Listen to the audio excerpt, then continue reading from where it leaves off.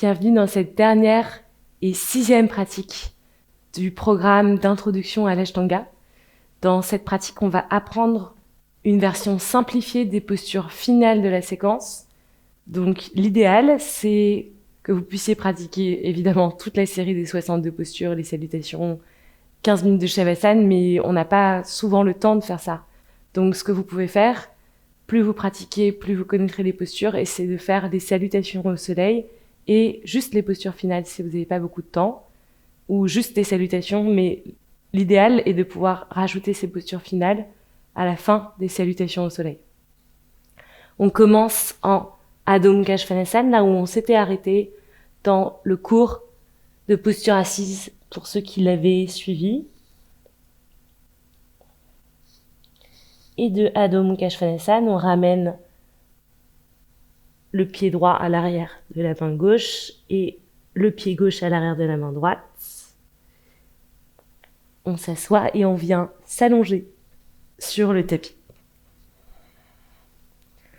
Allongez-vous sur le tapis, coccyx rentré, bas du ventre creusé, pieds largeur des hanches, omoplate sur le sol. Setu Bandhasana. Inspirez, poussez dans les talons et montez le bassin dans le prolongement des genoux et montez même sur les épaules. On reste pour 5 respirations Ujjayi. Pour toutes ces postures finales qui sont assez intenses, inspirez profondément à travers les 2 narines pour gonfler la cage thoracique. 2, 3, montez un peu plus, poussez dans les talons. 4 et 5.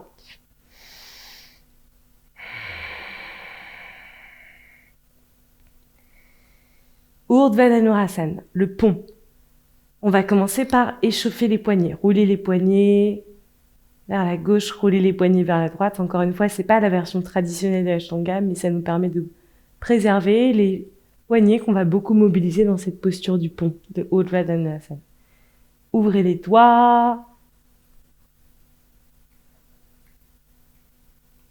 10 fois. 8, 9, 10. Et puis déposez les paumes de main de part et d'autre de la tête. Inspirez, montez le bassin comme dans Setu Bandhasana. Peut-être aujourd'hui vous allez rester ici, presser dans les talons, monter, utilisez la force des cuisses pour monter le bassin, pour monter le pubis, et puis pressez dans les paumes de main et venez sur le sommet du crâne. Première étape, inspirez profondément. Expirez. Pressez dans les paumes de main, inspirez, poussez dans les paumes de main et montez dans Dhanurasana. Poussez aussi dans les jambes, on utilise autant les jambes que les bras. Roulez les épaules vers l'extérieur, les aisselles se regardent comme dans Adho Mukha Svanasana. Regard entre les 2 paumes de main, on se reste pour 5 respirations. Utilisez la respiration Ujjayi pour moduler l'intensité de la posture. Inspirez profondément. 3, 4 et 5.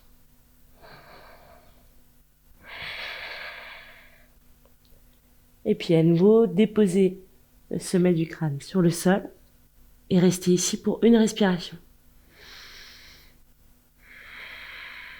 Et inspirez, à nouveau, poussez dans les paumes de main et montez dans Dhanurasana. On va le faire 3 fois. Roulez les épaules vers l'extérieur, poussez dans les talons, montez le coccyx et le pubis en direction du ciel. 2. 3. Petit à petit, on peut essayer de tendre les jambes. 4. Et 5. Déposez le sommet du crâne sur le sol. Si vous vous sentez le courage ce matin, vous pouvez essayer de le faire une 3e fois. Inspirez profondément, poussez dans les paumes de main.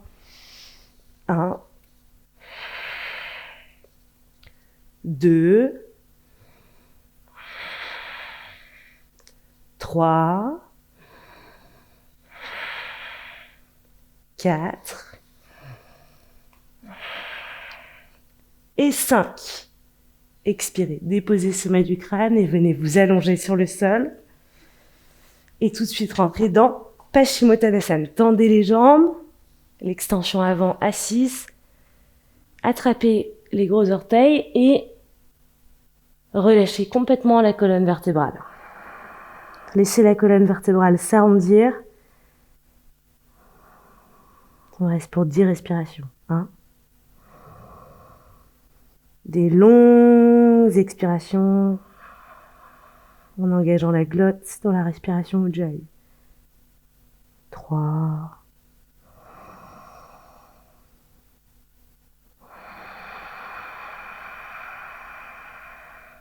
4.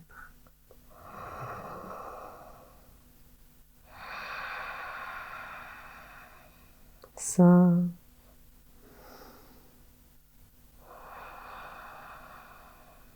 6.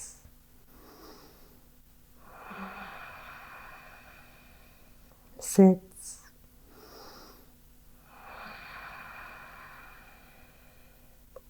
8.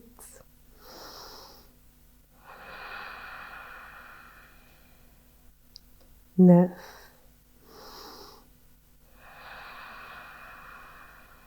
Et 10.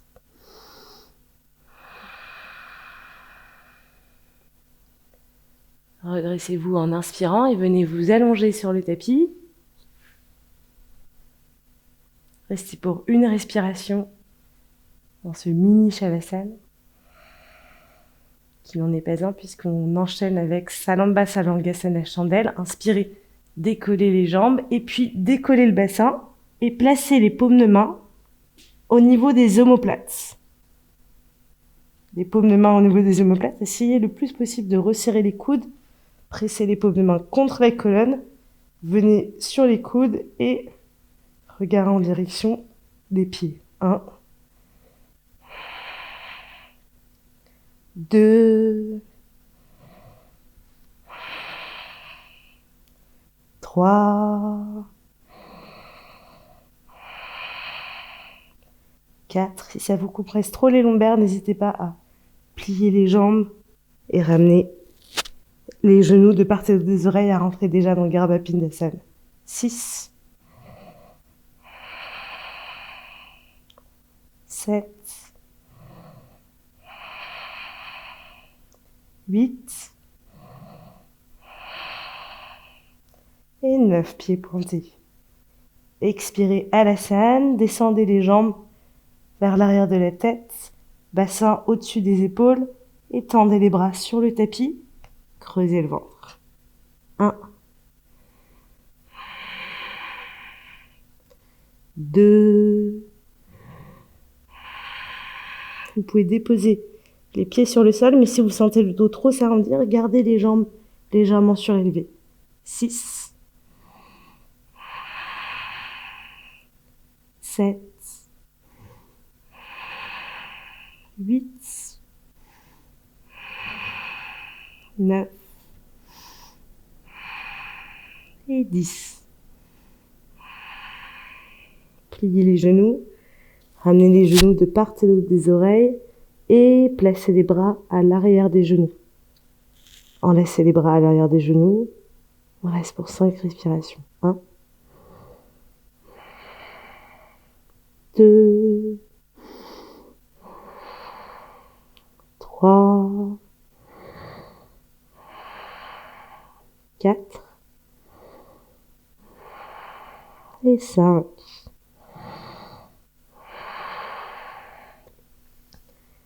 Et puis déposez la colonne vertébrale tout doucement sur le sol, vertèbre après vertèbre. Tout doucement, déposez la colonne. Et puis placez les jambes en papillon, plante de pied l'une contre l'autre. Glissez les paumes de main sous les fessiers, le dessus des paumes de main vers le ciel, le dessous des paumes de main sur le tapis. Ramenez les coudes parallèles, pressez dans les avant-bras et montez sur le sommet du crâne pour la posture de Matsyasana. Montez la cage thoracique. 1. 2. 3. 4, 5, 6, 7, 8 et 9.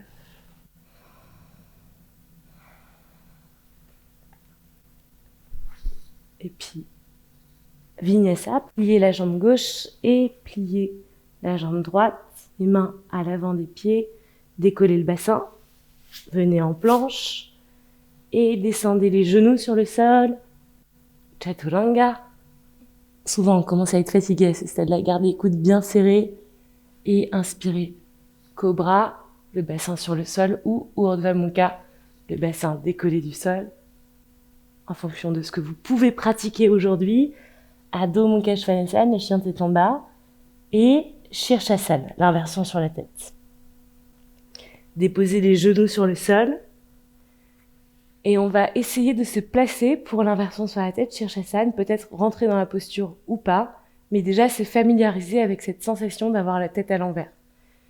Attrapez les coudes et déposez les coudes sur le sol, déroulez les avant-bras, pressez l'extérieur des avant-bras sur le sol, allongez les poignets, croisez les doigts, et déposez le sommet du crâne, ni la partie du front, ni la partie arrière, cette partie-là, la partie un peu plate, entre les deux paumes de main, de manière à ramener l'occiput, la partie bossue à l'arrière du crâne, à l'arrière des doigts. Gardez les coudes parallèles, très parallèles.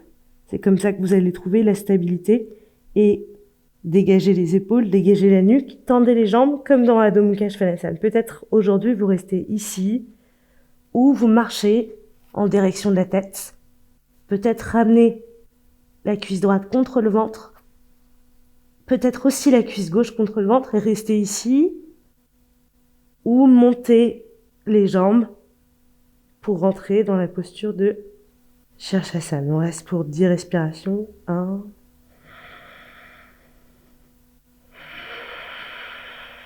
2, 3,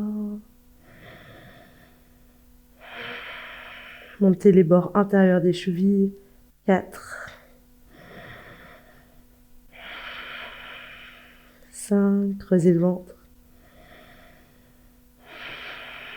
6, les jambes fermes, engagées, les quadriceps engagés, 7, 8, 9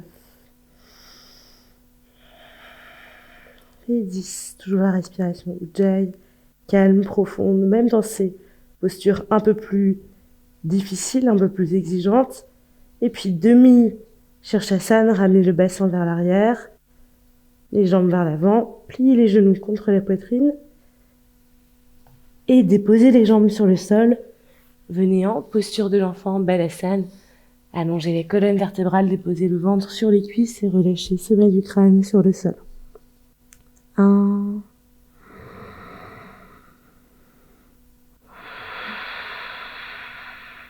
2,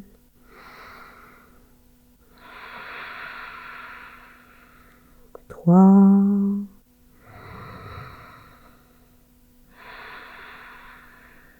4 et 5.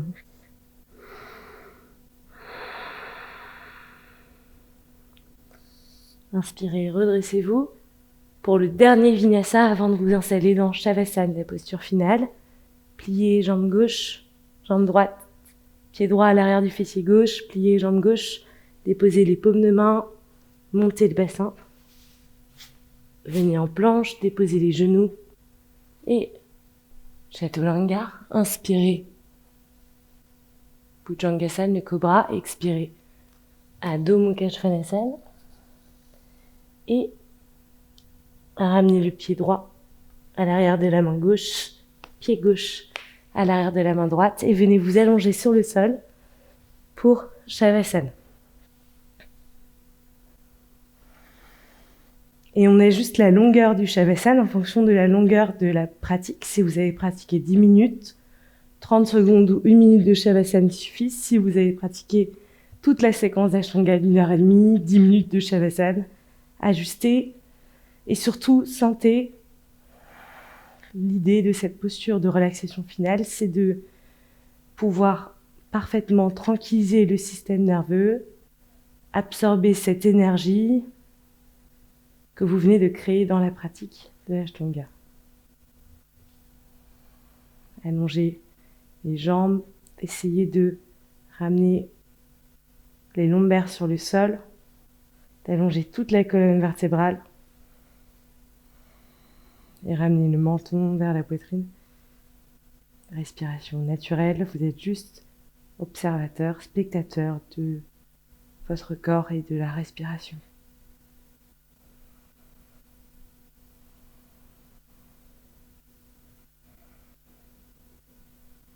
Restez aussi longtemps que vous le souhaiterez dans cette posture de Shavasana.